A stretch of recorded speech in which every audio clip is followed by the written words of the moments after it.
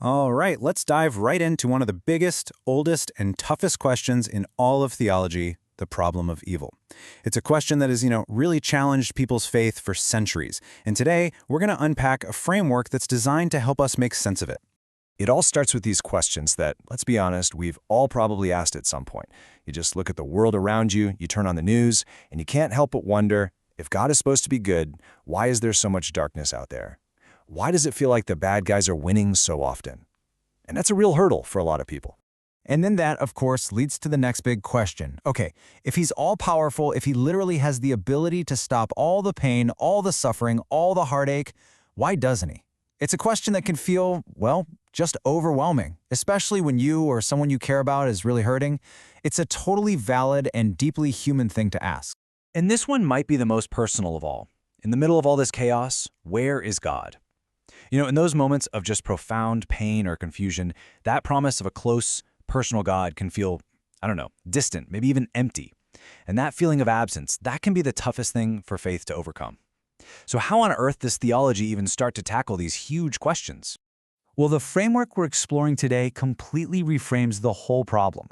It suggests that what we're all experiencing down here on Earth isn't just random chaos. Nope, it's actually a tiny piece of a much, much bigger conflict, a cosmic controversy. So what is the great controversy? At its heart, it's the idea that all of humanity is caught up in this epic struggle between Christ and Satan. But here's the key. This isn't just a wrestling match about who's stronger. It's a conflict over the very character of God. Is he a just God? Is his law fair? Is his rule over the universe actually righteous? Our world, with all its mess and all its beauty, has become the stage where these massive questions are being answered for the entire universe to see. So when we ask, why does a good God allow evil, this framework basically says evil wasn't his idea. It's the consequence of a rebellion against him. And the pain continues because the questions about his character have to be settled once and for all. And the origin story of this whole conflict is laid out pretty dramatically in the Bible. It talks about Lucifer, this incredibly powerful angel who, in his own pride, decided he wanted God's job.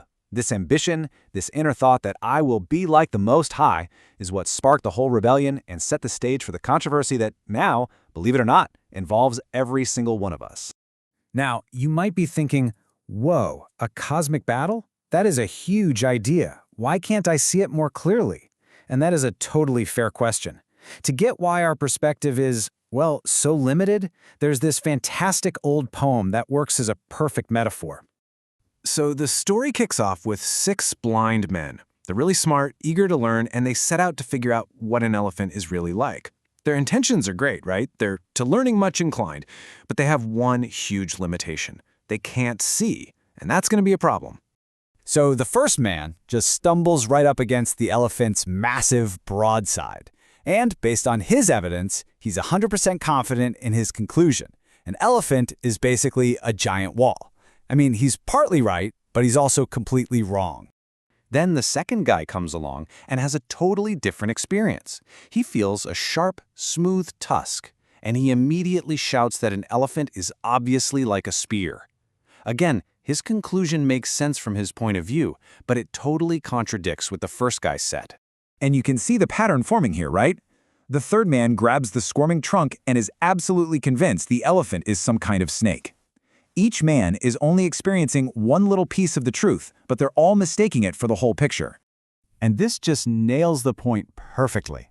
They all argued, getting louder and more certain in their own opinions, all because none of them could see the whole elephant. And the poem suggests this is exactly what happens in what it calls theologic wars. People argue like crazy based on their limited perspective, without ever grasping the bigger picture. The Great Controversy framework is basically an attempt to describe that whole elephant. Okay, so this huge cosmic conflict doesn't just stay out there among the stars and galaxies. It actually scales all the way down to something incredibly personal, a war that's happening right inside of us. And a really powerful way to picture this internal struggle is with the story of 2 lions. The analogy goes like this. Inside every single one of us, there are 2 lions, and they are in a constant battle for control.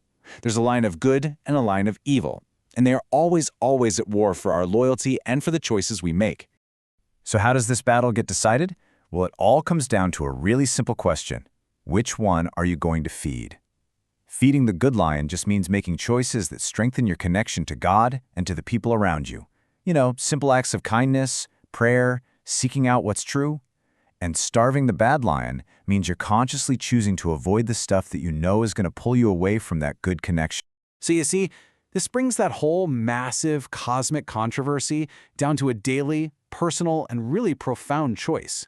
It's not just about what you believe in your head, it's about what you do, moment by moment, day by day. And the Bible is super clear on this point. It presents this choice not as some casual preference, but as a matter of ultimate loyalty. You can't just feed both lions equally and hope for the best. You can't be neutral in this internal war. Sooner or later, your actions and where you put your loyalty will show which master you're really serving. And this is where it all comes together. The great controversy isn't some abstract idea happening light years away. No, it's happening right here, right now, inside your own heart and mind. Those big themes of God's character and His sovereignty, they're being played out in your daily choices. And in the end, the outcome of that battle, for you, depends completely on which line you choose to feed. And that leaves us with the final and really the most important question. This isn't a question for me to answer, it's for you to think about. Knowing that this internal battle is real, what are you, personally, going to do this week, maybe even just today, to feed the good lion?